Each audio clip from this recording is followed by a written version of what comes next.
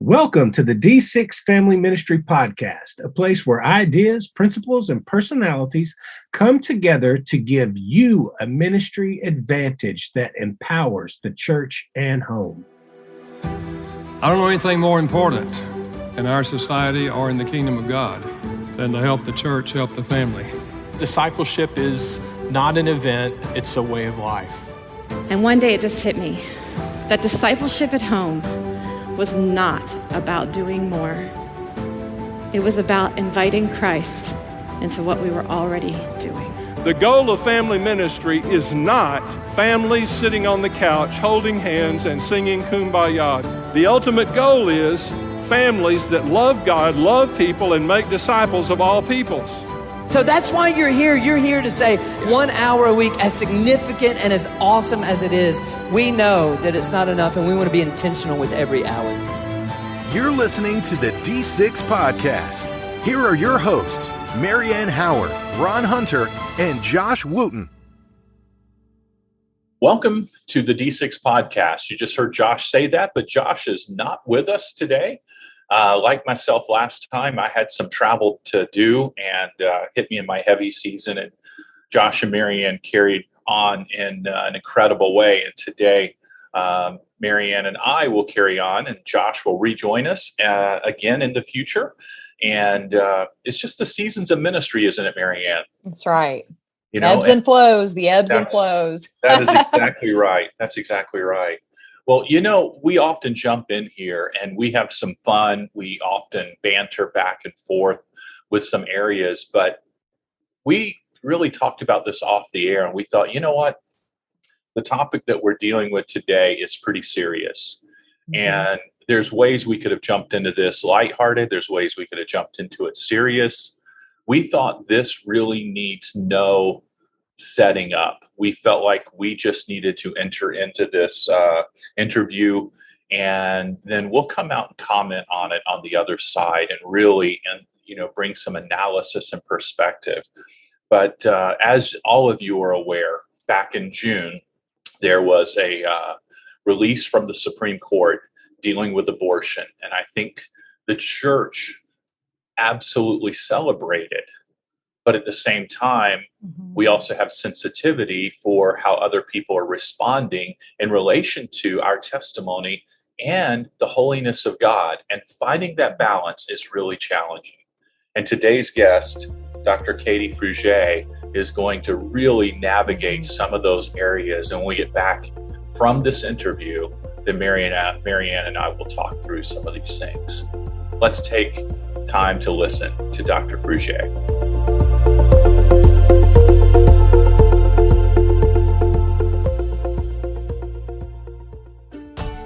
Did you know that because of D6 Heroes, Randall House and D6 Family are able to equip families far and wide in the area of generational discipleship?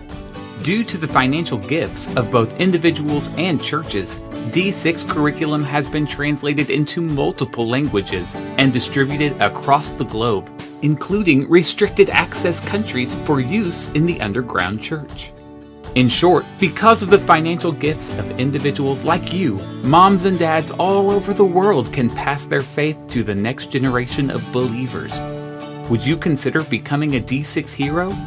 A D6 hero is an individual who invests their financial resources in the ministry of Randall House and D6 Family to ensure that believers can transfer their faith through the church and home.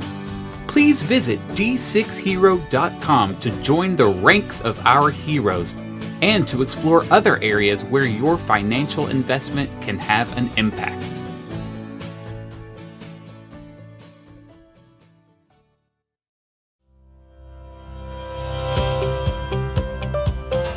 My guest today is Dr. Katie Frugé. Dr. Frugé is a professional theologian and human rights advocate. She has a PhD in systematic theology with her primary area of interest in the Imago Dei and human dignity. She serves as the director of the Center for Cultural Engagement and the Christian Life Commission for Texas Baptist, and she is also a wife and a mom. Dr. Frugé, thank you for being here today. Hey, good morning. It's good to see you. I'm glad to be here.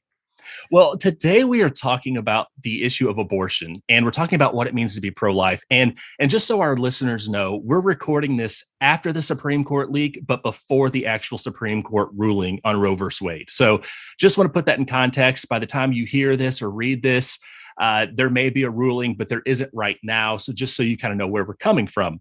But I have so many questions that I want to ask you about this topic. But before we even jump into that, can you talk about why this topic is so meaningful to you? Absolutely. It's important for a few different reasons. But to start at the most personal level, I am a mother of three beautiful little daughters. And as a parent, as someone who has carried my own child, obviously I care greatly about the unborn. I believe in the human dignity of the unborn. But also at a more academic theological level, two of my children have special needs, and both of them were diagnosed in utero with their conditions. And especially my oldest, there was definite conversations about should we abort, should we not abort from the doctor's perspective. And just very early on, I was deeply convicted that disability does not equal death sentence. And I really wanted to advocate, and I believed in the value and worth of my unborn children. And I wanted others to be able to see that as well. So it really propelled me in an academic direction of researching what is human dignity? Why do we believe in it? Well, when the leak came out, social media exploded, and some were celebrating, some were mourning, and it took about 2 seconds for vile statements and accusations to be thrown at the pro-life movement. I want to bring up a few of these because I think a lot of Christians are unsure how to respond. And perhaps the most widespread accusation is that pro-life people only care about babies until they're born. That statement seems to play well on social media, but I do have my doubts about its truthfulness. As someone who's working in this world, is there truth to that, or are people just playing to their audience? Well, like the best of all lies, there's a little truth and a little negative, not truth in that. So historically, when we look at the growth of Christianity, two of the main things that follow everywhere where the gospel is spread is hospitals and orphanages. I think that itself is a testimony to Christianity when we are at our best. We care for people. God has called us to live in the margins, to care for people at every stage of life. And that is historically who we as Christians are. And that has historically been our charge and our compassion, our care, and what we do. And when we are at our best, we are truly pro-life people, and not just pro-life, we are pro-abundant life. We want to see people living their best life at every capacity possible. So even just looking from a historical perspective, Christians have been a people of pro-life from the very beginning. Now, this has become obviously very polarized and politicized, and unfortunately, that has taken a real toll on the pro-life energy and movement. Partisan lines have claimed certain areas over others, and so I may not want to care about a certain issue because somebody on the other political spectrum cares about it more, and I don't want to be associated with them. And so I'm going to get a little confrontational or maybe dogheaded about it. And so this is a really great opportunity for Christians to pause and go back to our historic roots of people who care and love, because this is who we are. This is historically who we are, and it's who we will continue to be. Yeah, and one of the things that we also hear, and I especially hear this, is that men do not get to have an opinion on this issue. Like, some people would think it's even like just unfathomable for me to even be talking to you about this. Like, I need to keep my mouth shut and get out of the conversation. And we hear, no one gets to tell a woman what to do with her body, so men just shut up and get out of the conversation. How do we handle that argument, especially those of us men who want to be involved in this, but it's like, man, it's like people just shut down the conversation as soon as they can. I think that two pieces to that. First of all, I think wanting a listening stance is going to be really helpful for Christian men to hear from Christian women who have had skin in the game. As a woman who has been pregnant in a high-risk situation, I appreciate it when brothers sit down and say, help me understand and learn from you right now in this moment, because there is a level where, there's just different experiences there. You don't have the experience of carrying a child. However, men also have the unique experience of walking alongside a partner who is carrying a child, and you have the opportunity to learn from that and grow in that and be a co-laborer in that process. So no, my husband has never carried a child, but he knows what it's like to hold hands and cry with someone who has received really hard news. He also knows what it's like to sit there as a new father and think, I have no idea what I'm doing, which I think all fathers feel. And so I think bringing men back into the conversation is helpful, recognizing we're coming at it from different experiences, but both are going to be necessary if we're going going to continue this energy of the pro-life movement into the next chapter. My husband has a great ministry where he sat with so many young fathers. And honestly, all he did was sit down and say, I have no idea what I'm doing either. But you know what? That's a part of being a dad, and that's okay. Just even encouraging young dads just to know that it's okay not to have everything mapped out, and that they're still valuable and have a part in this child's, again, pro-life, full life. The dads are going to be a crucial part to that, and welcoming them alongside that process. Well, it makes me feel better to know I'm not the only one who doesn't know what I'm doing with fatherhood. So not alone in that. I do want to bring up the topic of rape, which is a sensitive issue, so I want to handle it delicately. There are some who point to pregnancy by sexual assault as a justification for abortion. As Christians, how do we respond to this biblically and with compassion? Oh, okay. We're just jumping into the deep end. Yeah. No. There is truly just an evilness when you're talking about rape that we just can't deny, and we can't try to soften. It is a violation of so many different levels of a person's dignity and personhood, privacy. It's just a gross sin, and it is truly awful.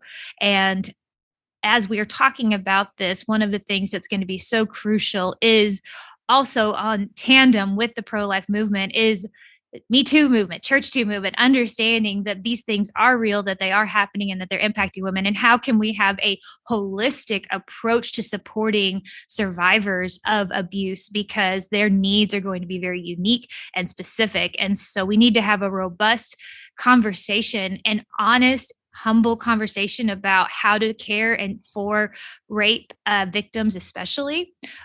While also not compromising on the truth that like human dignity is also a part of this conversation as well, both the dignity of the mother and recognizing that that has been violated at its very core, but also how can we honor the dignity of the unborn child and supporting both. And we don't want to compromise one for the other. We're going to take a very quick break. When we come back, I want to continue talking to you about this issue, and I want to talk about some proactive steps we can take. We'll be right back.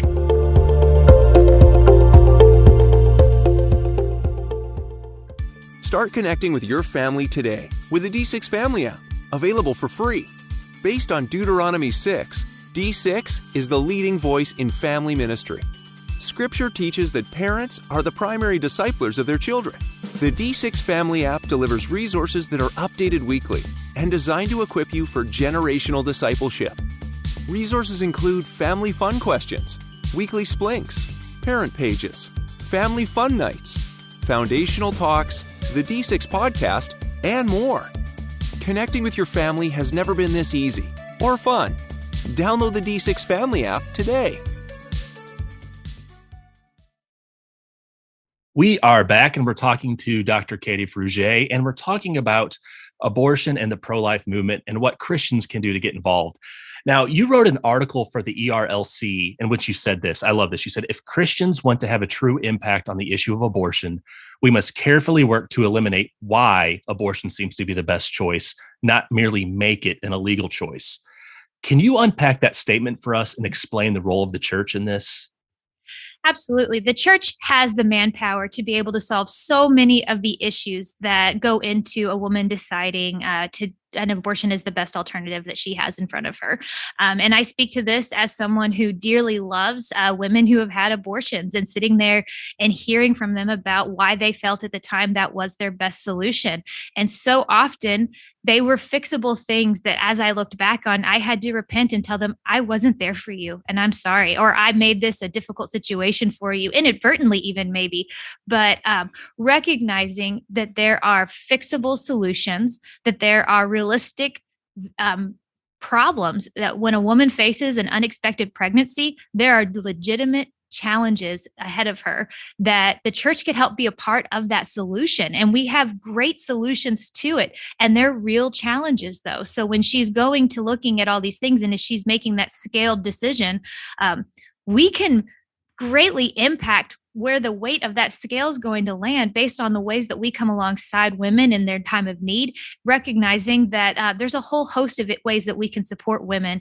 Again, going back to your very first question about being not just pro-birth, but pro-life. How do we support affordable childcare, affordable housing, livable wages? These are very tangible things that as a mom is looking at an unexpected pregnancy, she's looking at all of that as she's making her decision factors. And if we can help impact some of these factors, it helps her decide, I think I can do this. If she's looking at it and the cards are all stacked against her, that's a hard decision to make. I would still say that she should choose that.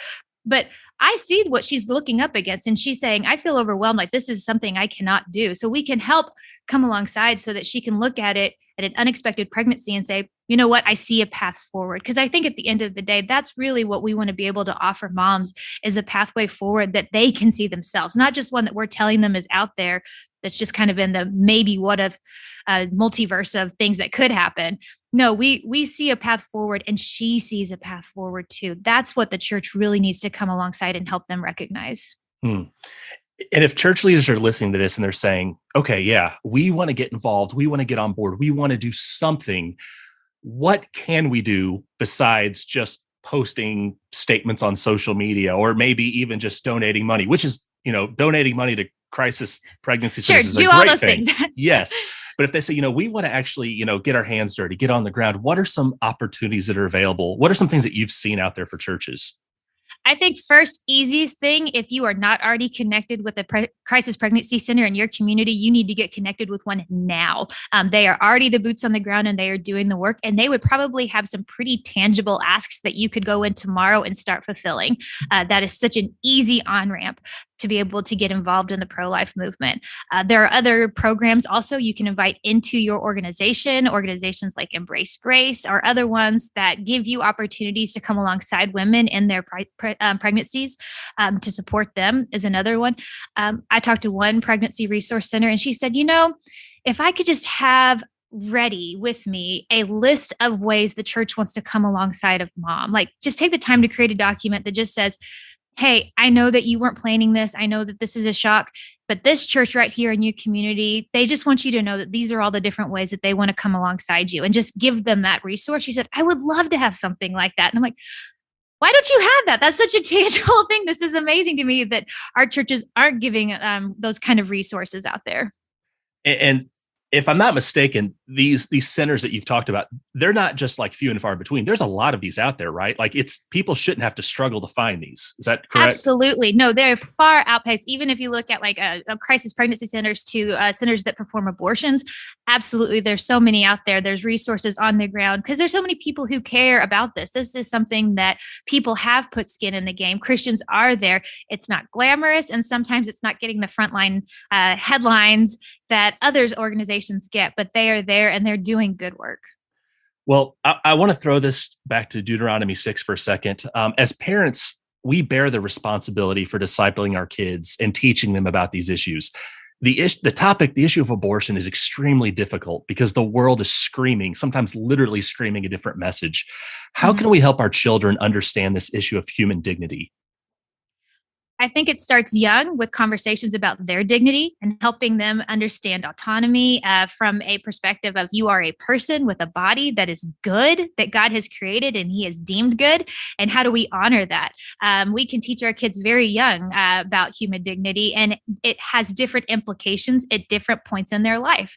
And that's something also that would be a real easy way to begin and continue the pro-life movement, is having a more robust and thorough understanding of like human dignity, growing into sexual education and different ways that we can help our children understand that the world that they're born into in a way that creates an alternative narrative that organizations like Planned Parenthood may give them, but still giving them the honesty and the truth about what it means to be human, because to be human involves so many different components to it. That's really good. Well, I want to take a second and wade into the wasteland that is social media. One issue that we don't talk about much is our rhetoric and how we articulate things. As a Christian, I do believe that abortion is murder, but I do question how effective we are at getting through to non-believers when we're posting memes calling them baby murderers and things of that nature, just to kind of rally up our tribe. how do we balance grace and truth when it comes to talking about this issue, both online and in person? I can just tell you, for me, what has made some of the greatest impacts in how I choose my rhetoric and when I choose to speak and how I choose to speak is actually knowing people who this has been impacted by. I deeply, deeply love women who have had abortions, and I deeply, deeply love women who have chosen to continue their pregnancies and have had a whole host of other things and come alongside them and seeing the struggles that choice has created for them as well. Because at the end of the day, I want my children to know that I'm going to stand by my convictions, but I'm also going to stand by the people that these convictions are impacting. And as image bearers, part of the implication of that, I believe, means that we were made to live in community with each other. And so having community, having relationship with different people who believe differently, people who have chosen differently, doesn't change our convictions at all, but maybe change the tone and the way we communicate it. And sometimes even questioning the most effective place to have those conversations. I've yet to meet someone who's changed their minds from a meme, but I have met people who have changed their minds from social media. And so there's a place for engaging there, but it's our tone and how we're communicating that's going to make the impact. That's wise words right there. Well, I want to end on this. We know that standing for life won't be popular. People can be hateful. They can be abusive. We might even get rejected by friends and family. How can we be prepared to handle this backlash? Just leaning into the truth that the word of the Lord does not return void, trying to be consistent in our character from start to finish, that if we say we love someone and believe in human dignity, that it begins at the unborn stage and it continues all the way to the end of life. So anytime I see something that is offensive to human dignity, I speak up and I respond with as much passion as I have at the moment before they're born. I have as much passion and response to that when I see it violated at any other time in their life stage. I think is a huge part to that. Well, I thank you for sharing this wisdom with us today. It's very helpful for me just knowing how to respond, how to react to things. And I thank you for what you're doing as well, because these aren't empty words coming from you. You're someone who's living this out day to day and what you're doing. If people want to follow along with what you're doing, what you're involved in, how can they do that? Yeah, you can find me on Twitter at @KFruge. You can also find me on Instagram at @KCFruge. So reach out to me anytime. Well, thank you so much for being here. This has been great and just very impactful. Thank you so much. Absolutely. Thank you.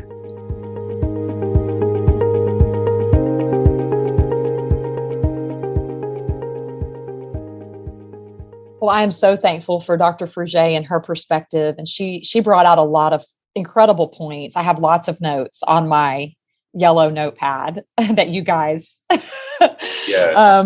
Bother me about because they're all digital and I'm not. But I loved that she was very practical and challenging to the church and the church's role to walk alongside in this season.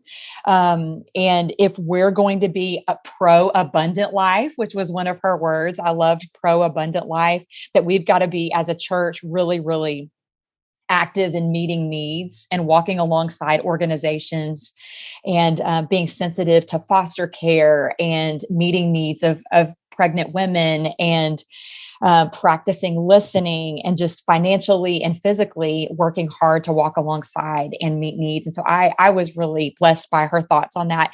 Towards the end of her interview, I think I would love to dialogue with you about this, Ron. And I loved that she brought up empathy.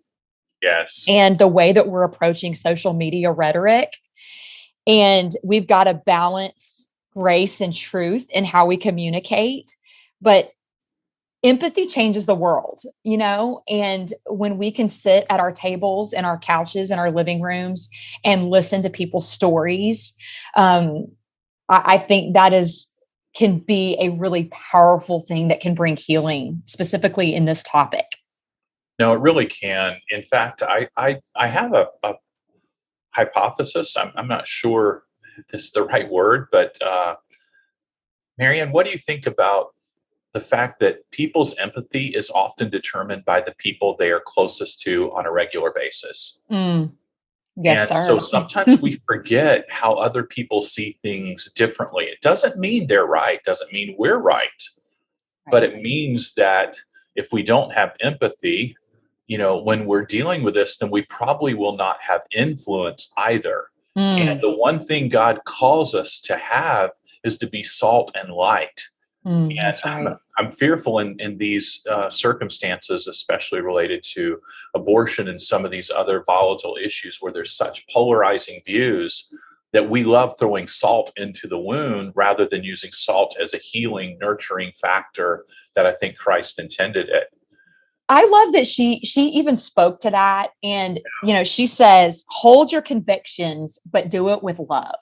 Yes. And, I think none of us were shamed into the kingdom, No. And that's kind of my hold here of we've got to have the balance of truth and grace. And, listen, my personality, I am all about truth, and I will barrel through as a snowplow with truth, quicker than anyone. So let me just be real and vulnerable here, that my personality will fight for truth, specifically biblical truth. But one of the things that I'm learning through incredible mentorship and discipleship is there's value in listening.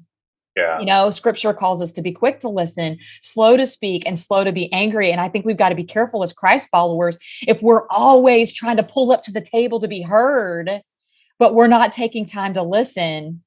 Yeah. I think that can be a dangerous place. And so I just want to challenge our listeners, as you're engaging in conversation and even in generational discipleship, to be quick to listen and, navigate some of these treacherous waters and these difficult waters with the heart of understanding. Hold your convictions, but do it with love. I love that. Right. I just That's really right. love that statement. Yeah. I think you're spot on all of this. In fact, I remember standing before 2 or 3 crowds and where I sensed there was such strong dogmatism without empathy, if I can use that term. That's good. And I shared this passage with somebody because we were in actually a Q&A session one time at a conference, and somebody was asking that question about, hey, when we stand on the Bible, we don't need to apologize. We don't need, and I'm like, hold it, where's that empathy? And so I said, let's turn to John chapter 4. And this is a very familiar passage. This is Jesus interacting with the woman at the well. And this woman at the well was not only an outcast from most people, she was an outcast from the women in the culture.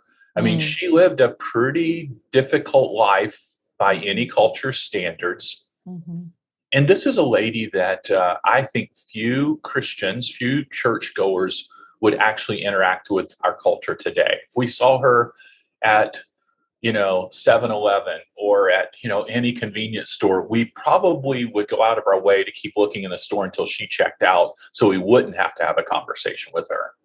But we know the dialogue's going on.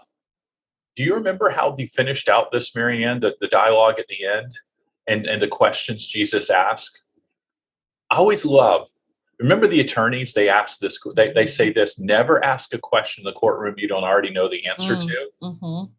I find it a little amusing. Jesus never had to ask any questions because he was God and he was all knowing. Right. But yet he asked questions. And so, he actually is dialoguing with her, and he says, hey, he said, the lady asked, sir, can you give me this water that brings, eternal, that brings about eternal thirst quenching? She thought this was like, hey, I'll never have to come to this well again.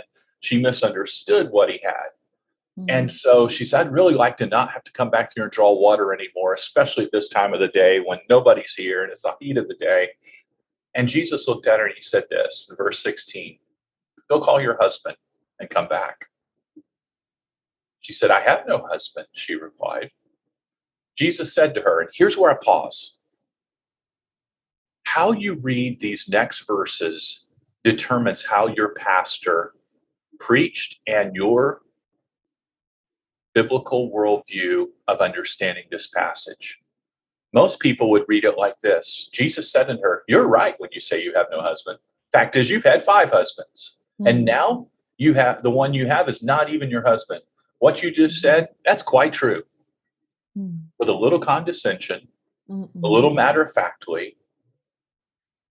And I think Jesus didn't say it that way at all. He said, you're right, when you said you have no husband. The fact is, you've had 5 husbands. I wonder if Jesus wasn't thinking this lady has had 5 husbands because she's insecure. She's been desperately seeking some connection, some relationship, maybe in all the wrong places. And his heart broke for her as he said, the man that you're with right now, he's not even your husband. You're with him for convenience. And what you said right now, it is true. Jesus never shames. He never did. And yet, when we compare John chapter 4 to what we see in social media on any of these issues, it sounds completely different. Yes, that's good. And I just want us to take the posture of Christ while standing on what is absolutely true, right, and holy.